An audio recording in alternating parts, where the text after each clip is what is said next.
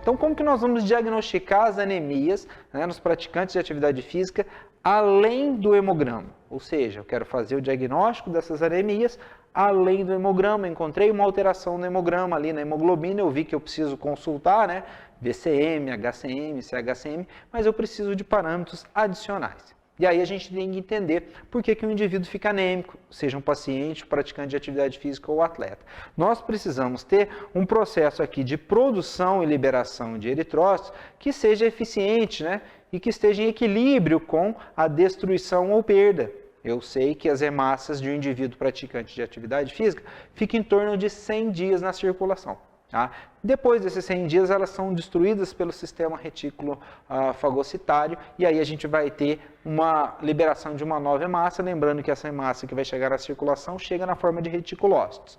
E aí, quando a gente tem um equilíbrio, né, entre essa produção e liberação, eu posso ter o processo de anemia. E essa anemia pode acontecer porque eu tenho um processo de hemólise, ou porque eu estou perdendo sangue, através de um sangramento, seja pela urina, no caso de hematúria, ou um sangramento gastrointestinal. Eu posso ter o hiperesplenismo, que é a destruição dos macrófagos aí numa taxa maior do que o normal, e eu posso ter as deficiências aí que prejudicam a produção, né, da eritropoese, como deficiência de ferro, deficiência de B12, ácido fólico, a própria deficiência de eritropoetina, quando o indivíduo tem algum problema renal, ou uma falha na medula óssea. Então, todas essas condições a gente pode ter que diagnosticar de formas diferentes, e aí é bom sempre lembrar que o trauma mecânico da atividade física e as espécies reativas de oxigênio, os radicais livres oriundos da atividade física também aumentam esse processo aqui de hemólise. Tá? E aí a regulação da eritropoese ela é feita basicamente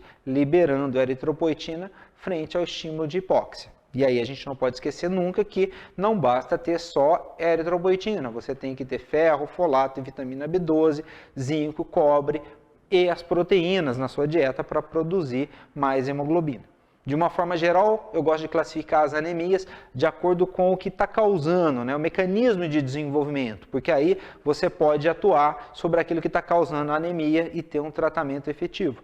Eu posso ter destruição ou perda dos eritrócitos, e aqui a gente pode ter a perda sanguínea, a perda de sangue a gente já viu anteriormente, a doença hemolítica extracorpuscular, e aí eu posso ter problemas, né, como traumas, agentes físicos, patógenos como a malária, que infectam a hemácia e a hemácia é destruída. Eu posso ter um defeito intracelular, como por exemplo, distúrbios do metabolismo da glicose, das enzimas que fazem parte da via glicolítica dentro da hemácia. Aqui a gente pode citar a deficiência de piruvato quinase, de G6PD, né, glicose 6-fosfato deshidrogenase. Eu posso ter intoxicação com metais pesados, como por exemplo o chumbo. Tudo isso vai fazer com que a hemácia seja destruída com menos tempo do que ela deveria e a gente passa ao longo do tempo ter a anemia instalada. Ou eu posso ter a produção inadequada, posso ter a deficiência de matéria-prima hematopoética. Eu tenho estímulo de eritropoese, mas eu não tenho ferro, ácido fólico, vitamina B12, proteínas, e isso tudo vai faltar na hora de formar uma nova célula, né? Ou o indivíduo pode ter uma medula que está aplásica, né, com problemas para produzir células. Aqui a gente não vai ter só a diminuição de hemácias, mas a gente vai ter diminuição de leucócitos e plaquetas. É uma dica, né? Se a gente tiver leucócitos, plaquetas e eritrócitos diminuídos, a gente tem um quadro chamado de pancitopenia. E aí a gente tem que descobrir o que está causando essa aplasia. Tá? A doença renal crônica, a gente pode ter diminuição da produção de eritropoetina. Nas anormalidades endócrinas, por exemplo, no hipogonadismo, a gente vai ter diminuição de testosterona. E, em parte, a testosterona tem um efeito importante lá no estímulo da eritropoese. A gente pode ter uma pequena redução da quantidade de hemoglobina. E nas doenças inflamatórias crônicas. Bom, a deficiência de ferro, folato e B12 são as principais causas de anemia nos atletas. Vamos falar um pouquinho da deficiência de ácido fólico e de vitamina B12. E aqui o que a gente tem como alterações encontradas no hemograma de um paciente que tem a deficiência de ácido fólico e vitamina B12. A gente tem aqui macrocitose, né, o VCM o VCM do hemograma vai estar acima de 100 femtolitros. As hemácias podem ter essa forma oval, que é o que a gente chama de ovalócitos. A gente pode ter neutrófilos hipersegmentados, que são esses neutrófilos aqui com vários segmentos, plaquetas geralmente gigantes, e pode ter a presença dessa célula aqui chamada de eritroblasto. ok? Bom, a vitamina B12 e o ácido fólico são importantes cofatores, né, para metabolismo de carbono, participando de transferências de grupo metil e formil. Então, elas são necessárias também para a síntese de purinas e pirimidinas, que fazem parte da síntese do DNA. E aí, além disso, elas são importantes para formar catecolamina e creatina. Então, embora a gente pense na deficiência de B12 só no quadro da anemia, a gente sabe que a deficiência de B12 ela pode impactar também, por exemplo, na geração de força, no fato que se diminui a quantidade de creatina, eu vou formar menos creatina e menos fosfocreatina. Então, a gente tem uma sintomatologia mais variada aqui. Além de que, na deficiência de B12, a gente tem, por conta da importância dessa B12 como um cofator nas reações a nível do sistema nervoso central, a gente tem alterações neuropsiquiátricas presentes aqui nos indivíduos que apresentam a deficiência de B12. Vamos entender um pouquinho por que o indivíduo fica com a deficiência de B12, por que ele tem quantidades baixas de B12, lembrando que a gente tem um estoque de B12 lá no fígado que é bastante robusto. Então, para uma pessoa desenvolver a anemia megaloblástica ou anemia por deficiência de B12, demora um certo tempo para que isso aconteça, tá? Bom, de forma bem resumida, aqui é importante que a gente entenda que ao adquirir a B12 dos alimentos, né, principalmente das carnes, aqui que são fontes importantes de B12, a gente precisa de ácido graxo, né, ácidos gástricos, como o ácido clorídrico e também a participação da pepsina, para ter um pH ácido aqui para liberar a B12 dos alimentos. E aí a gente vai ter o primeiro problema, porque medicamentos que reduzem a secreção gástrica, como os receptores, né, os antagonistas dos receptores H2, os inibidores da bomba de próton, eles podem diminuir a secreção gástrica e diminuir a capacidade de liberação da B12 dos alimentos e promover a deficiência. Existe também a necessidade de uma proteína chamada de proteína R. Essa proteína é importante para o transporte da B12 no trato gastrointestinal. E aí a falta ou a deficiência, né, de um fator chamado de fator intrínseco, que também ajuda nesse processo de transporte, causa o que a gente chama de anemia perniciosa, né? Isso aqui é muito importante que a gente verifique nos indivíduos que fazem a cirurgia de gastrectomia, porque aí a gente diminui a área de absorção dessa vitamina. Então, esses indivíduos precisam ser monitorados no pós-operatório para que não desenvolvam uma anemia grave. E aí a gente precisa observar também que há alta concentração de bactérias aqui, provocando uma desbiose, né, bactérias patogênicas, ou os parasitas intestinais podem interferir nesse processo aqui de absorção. Algumas vezes a gente tem também doenças genéticas que podem alterar o transporte plasmático ou a conversão dessas coenzimas. Lembrando que a vitamina B12 ela precisa ser absorvida, transportada por essas proteínas e ser levada para dentro da célula. Qualquer defeito aí, polimorfismo que altere esse transporte, vai fazer com que o indivíduo tenha menos B12 dentro da célula e sofra com a deficiência, embora ele tenha na dieta. Então, esses exames que são capazes de verificar esses polimorfismos, eles são recursos adicionais que a gente vai ter que utilizar quando a gente não conseguir esclarecer de forma inicial a deficiência de B12 nos indivíduos, com a sua grande maioria nessas causas principais. Aqui eu coloquei algumas das causas principais de deficiência de B12. Por que o indivíduo iria ficar com deficiência de B12? Ele pode ter ingestão insuficiente de B12 na dieta, então aqui se o indivíduo não tiver uma supervisão, um acompanhamento nutricional, quando ele estiver fazendo aí a transição para o veganismo, ele pode desenvolver essa deficiência de B12. Eu posso ter uma proteólise inadequada da B12 contida nos alimentos, aqui com os indivíduos que têm pouca produção de suco gástrico ou pelos medicamentos que diminuem essa secreção. Eu posso ter deficiência do fator intrínseco, aqui a gente está falando da anemia perniciosa. Deficiência de secreção pancreática de algumas proteases aqui que são importantes, deficiência, né, de ligação do complexo, né, do fator intrínseco com a B12, e aí esse fator intrínseco B12 precisa se ligar num receptor, e aqui a gente tem alguns medicamentos que podem provocar esse tipo de alteração, como a metformina, que é muito utilizada pelos diabéticos, colestiramina, o colchicina e a neomicina. E aqui eu queria chamar a atenção para vocês que os usuários de metformina eles podem desenvolver a deficiência de B12 depois aí de 4 meses de uso contínuo, mesmo nas doses que são consideradas terapêuticas. Então, como é um medicamento muito utilizado pelos diabéticos, a gente precisa ficar de olho para fazer a reposição dessa B12 de uma forma que não prejudique e não cause um impacto lá nas funções celulares da B12. E aí a gente pode ter também problemas no transporte plasmático dessa B12, né? Uma falha de ligação nos receptores aí de ligação da B12. As principais causas da deficiência de folato estão relacionadas à ingestão insuficiente da dieta, medicamentos que possam diminuir, né, o folato, que são alguns antibióticos, como a sulfasalazina, pirimetamina, os inibidores de bomba de próton que já foram citados aqui, o próprio uso do álcool, alguns antibióticos como sulfametoxazol e trimetoprima, barbitúricos, fenitoína e os contraceptivos orais. E alguns desses medicamentos eles podem diminuir a absorção ou aumentar a eliminação, né, promovendo o catabolismo do folato.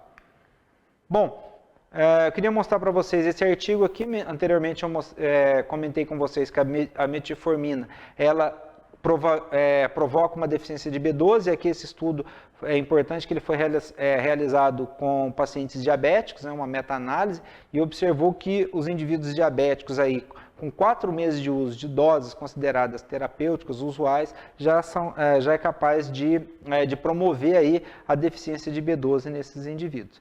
E aqui uma outra revisão sistemática interessante também, e aí aqui chama a nossa atenção para os pacientes com síndrome do ovário policístico. É muito comum mulheres que têm síndrome do ovário policístico fazerem uso terapêutico, né, de metformina para melhorar essa resposta à insulina.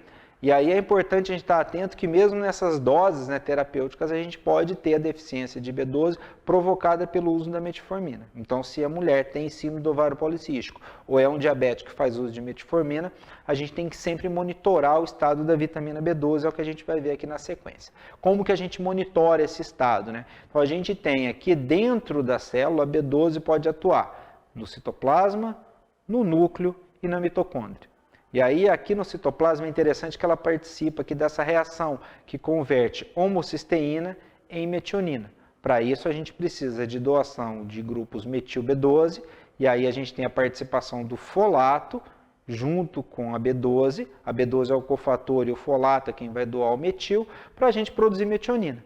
Se eu tiver pouca B12 ou pouco folato, eu vou aumentar a quantidade de homocisteína. Essa homocisteína vai para a circulação e pode promover um efeito pró-trombótico. É um fator de risco cardiovascular independente, assim como a gente observa fatores tradicionais como proteína C reativa e LDL.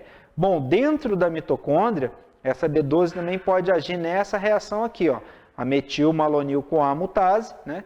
Que é uma enzima que precisa de B12 como cofator, que produz succinil-CoA a partir de ácido metilmalônico. A partir de metilmalonil-CoA. E aí, se você não tem B12 em quantidades suficientes, você passa a ter mais ácido metilmalônico na circulação, que é um biomarcador que a gente pode utilizar também, o MMA, ácido metilmalônico. Percebam que o succinil-CoA, ele é um intermediário do ciclo de Krebs. Então, um indivíduo que tem deficiência de B12, além de aumentar a homocisteína na circulação e aumentar a quantidade de ácido metilmalônico, a gente também vai ter aqui a diminuição desses intermediários do ciclo de Krebs, dificultando, então, o funcionamento do ciclo de Krebs.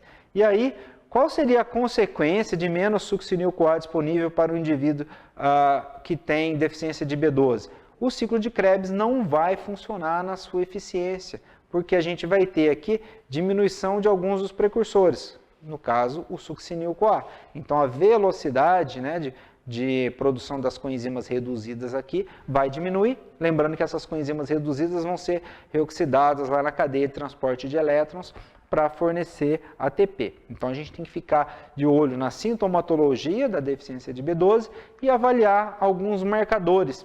Além de dosar a B12, a gente pode incluir aqui a homocisteína, que a gente viu anteriormente, e o ácido metilmalônico. Bom, e no início da nossa aula, hoje de manhã, a gente falou um pouquinho sobre utilização dos valores de referência e como que isso pode, às vezes, dificultar a nossa interpretação por conta dessas faixas muito grandes de variação, né, de valores mínimos e máximos. E esse estudo aqui, ele é de 2000, mas eu acho ele muito interessante porque ele é um estudo que mostra para a gente a importância dessa limitação do valor de referência. Percebam que aqui a gente tem indivíduos que foram avaliados por valor de referência de B12 e o valor de referência de 200 a 600 nanogramas está circulado aqui nessa área vermelha. Perceba que tem um grande número de indivíduos que estão com valores de B12 acima do normal, mas esse estudo tem outros desdobramentos importantes. O que ele observou? Ele observou que mesmo dentro da faixa de referência, indivíduos que tinham abaixo de 270 nanogramas por litro de B12 na circulação já apresentavam aumento de homocisteína e de ácido metilmalônico. Ora, se tem falta de B12 dentro da célula, eu começo a aumentar a quantidade de homocisteína e ácido metilmalônico fora da célula, mesmo estando dentro do valor de referência. Por isso que quando o indivíduo chega ali próximo de 300 nanogramas por litro ali nesse valor de referência para a B12, a gente começa já a observar o aumento da homocisteína. Isso é conhecido na literatura como deficiência funcional de B12. Começa a faltar B12 dentro da célula. Se a gente está falando de um indivíduo praticante de atividade física ou um atleta, isso está significando o quê?